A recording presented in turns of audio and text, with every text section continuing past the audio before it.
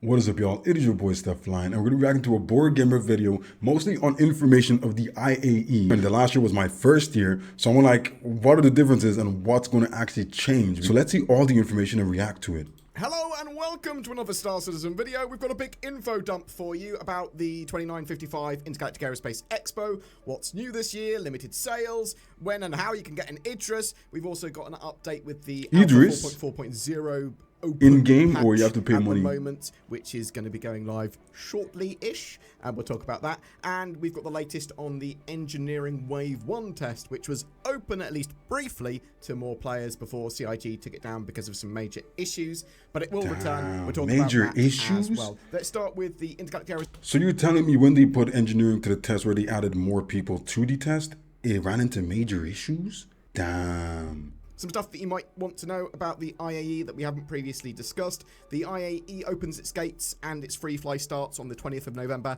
at 4 p.m. UTC at the Crusader Vision Center, the Horizon Vision Center on Crusader. You can follow the signs to get onto the right shuttles. Everyone will be given access to a Crusader Intrepid for the duration of the event. Oh, So for the whole event, you get an entirely new Intrepid. player, because Okay. it's free fly. You can try Star Citizen for free. Or if you're a veteran player, whatever, you will get. Damn, I should probably make a short video saying play Star Citizen for free right now. Guys, I might be just become Star Citizen brand ambassador. Let's call stephlyon the brand ambassador for Star Citizen, the verse ambassador. That's what I might become because I'm having too much fun here. I ain't gonna lie. Intrepid until the event ends on the 3rd of December. I want to try the Intrepid, to be rent honest. ships for 48 hours. Oh yeah, 2 days. Yeah, Expo yeah, yeah. Hall, and new manufacturers will Ooh, be the showing Mantis. their wares.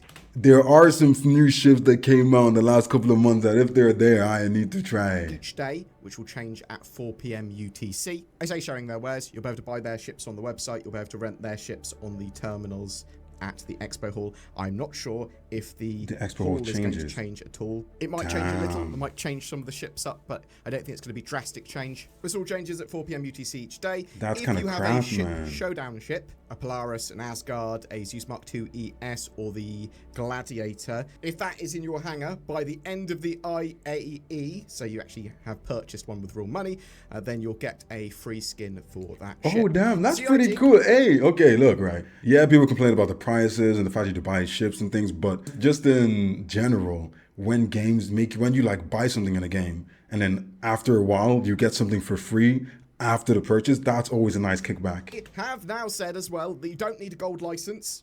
As from the 2955 IAE, you won't need a gold license to buy an F8C Lightning. Previous to that, you had to have a gold license. What the hell is a gold license? The ship is limited to 1 per account still, and CIG said, we want to celebrate 2 groups of players, those who've redeemed a gold license and previously unlocked pledge access, and those who've reached the qualifying concierge level ahead of Anvil Day during IAE. So, if you are in either group, you'll receive a special commemorative Night Weaver livery, a skin for that F8C ship. It does say actually the qualifying concierge level is what it's actually referring to when it says concierge. So it might actually be referring to Wing Commander concierge level, which is $10,000 spent, where you got the Buddy, F8C. wait. So you only get a concierge if you spend 10 bags, 10 grand? What? And the shockwave paint for it. Citation needed, but you don't need that skin to enjoy that The ship. game. It is a cool little Nah, practice thing, a little extra 10 thing. bags? I would not Maybe when push I'm rich. yourself to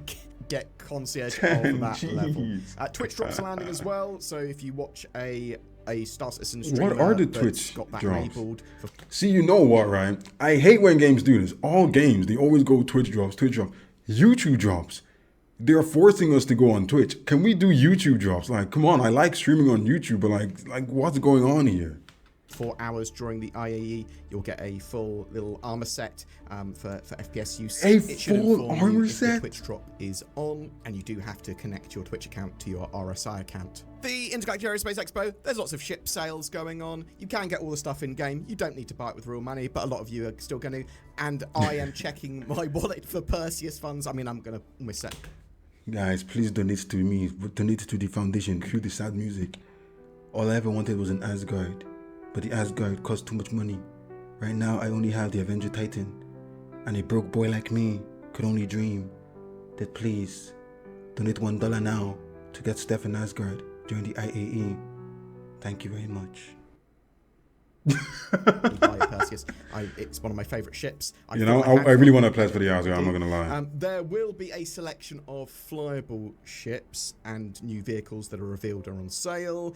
This Intergalactic Aerospace Expo 2955 is your final opportunity to pledge for certain ships before they go up in price. So it's the Hull A and B, the Raft, and the Raylan.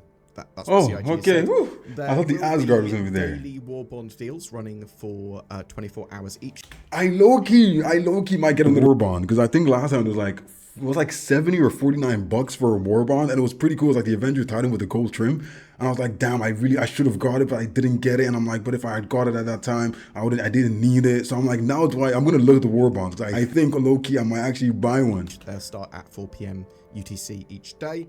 Also, there's going to be some select ones during the finale between the 30th of November and the 3rd of December, which will end at 8 p.m. UTC. Limited ships, so things like the Idris, the Javelin, the Kraken, stuff like that, they will be sold on their appropriate manufacturer day in 6 months.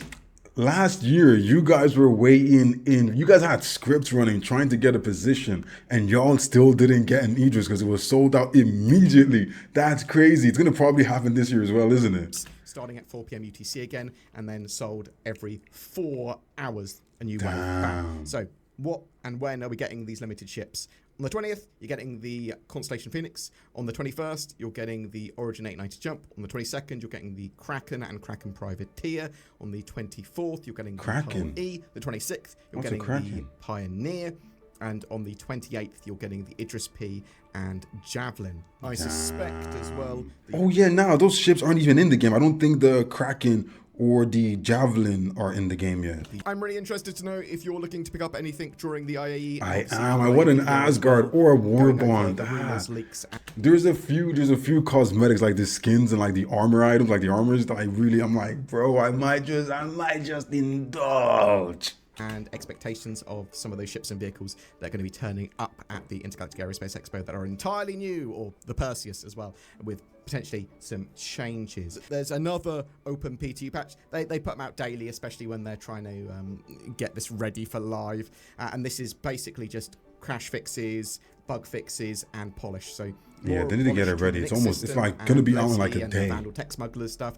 Lots of performance passes and level of detail polish, art, audio, lighting, all tweaked and that sort of stuff. And they fixed a variety of different things, from comm calls, sort of cutting off. Like, even look at this test footage, man. The NPCs are warping around. And that's when you have things where you have to do FPS, especially with the new patch that's coming in, there's going to be a lot of FPS things with the exploring part of it. We have to explore like the Idris and the base in Nyx.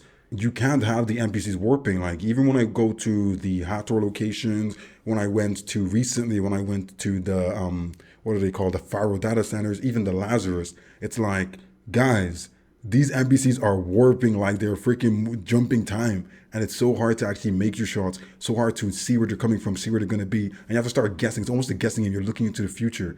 It isn't great, and it's not a great player experience. So for the fact that we're going into this new system, that's going to be super exciting. We need to try fix that latency lag where these guys are jumping around the place. Early to missions not being progressible, players spawning in prison when they shouldn't. As far as I'm aware, they've not tested publicly with a test group any of the Intergalactic Aerospace Expo ships. Like guys. And they might not. How does this work? Are y'all peeping this? Like, peep the players who are like flying in. How are NPCs out here with no helmets on? And then how do they just put a gravitational force as soon as you land here? Smugglers mission. As far as I'm aware, they've not tested publicly with a test group any of the Intergalactic Aerospace Expo ships like the Perseus, and they might not. I saw a little bit of drama about this, sort of concerns that means that these ships will be broken on release. So it's possible they might run a little mini Evo test for them. They might run a large public test before the IE still, or they might have tested them loads by using their internal QA stuff. That said, there's certainly going to be bugs and problems with them to some degree. Tell me what you think in the comments below. Are you like, yeah, of course they're going to test these ships? Guys, I'm looking at that footage, and I know Board Gamer has a pretty strong computer, and he's lagging. Yo, this is actually scary. Nyx is like, this is Levski. Levski's looking a little bit scary, I'm not gonna lie.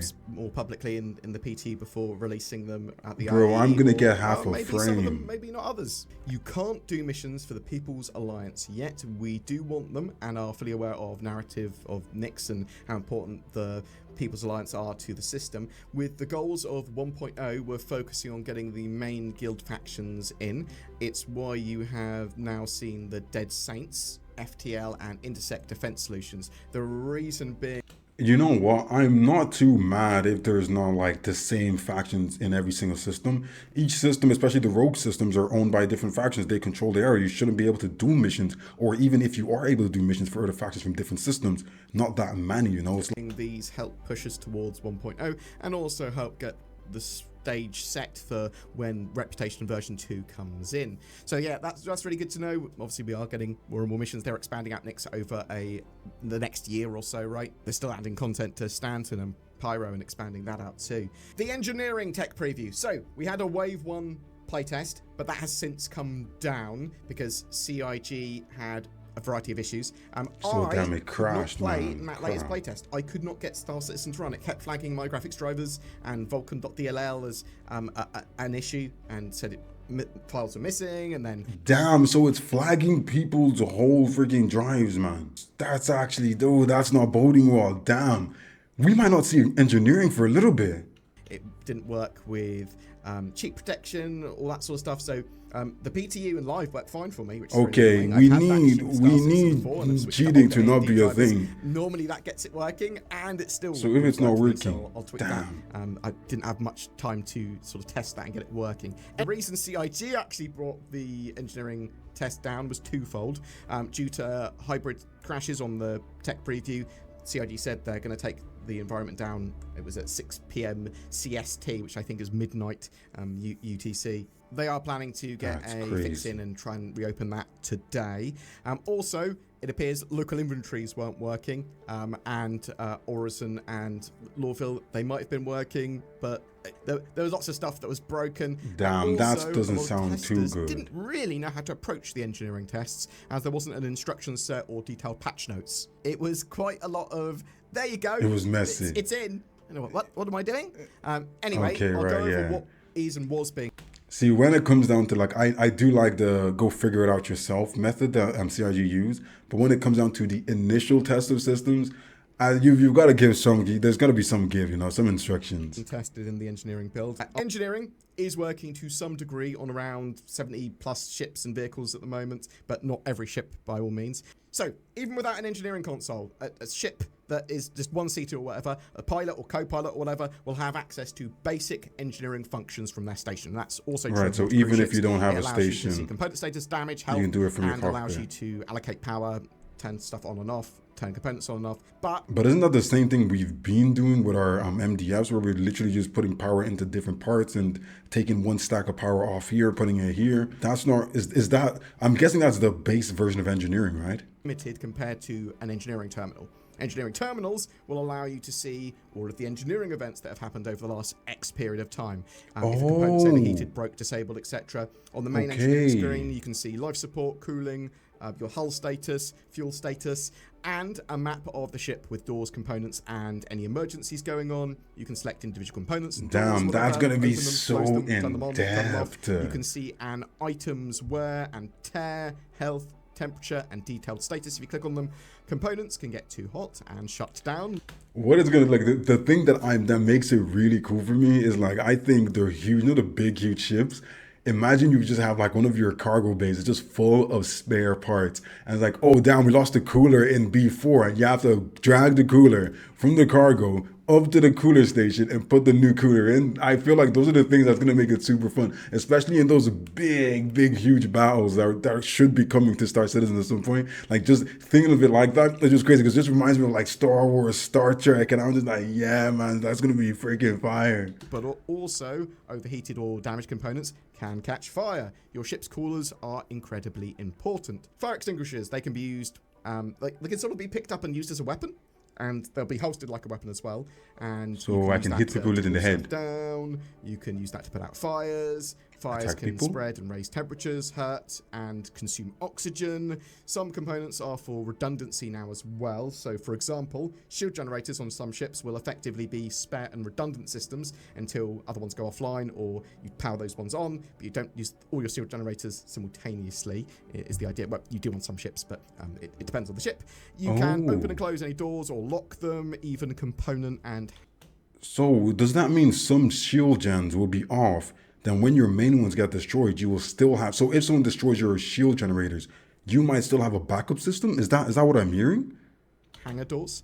There is a more detailed power manager as well with the engineering terminal. You can save multiple presets of power configurations and then switch to them quickly on the fly. I'm in this sort of situation, or I'm in a combat situation. Battle, there is a travel, life support and venting system for each room That's too. pretty cool. I'll vent all of the air in this area of the ship. Poof. If you lose power, you can physically interact with a door to emergency override. This will allow you to power the door once to either opened or closed state.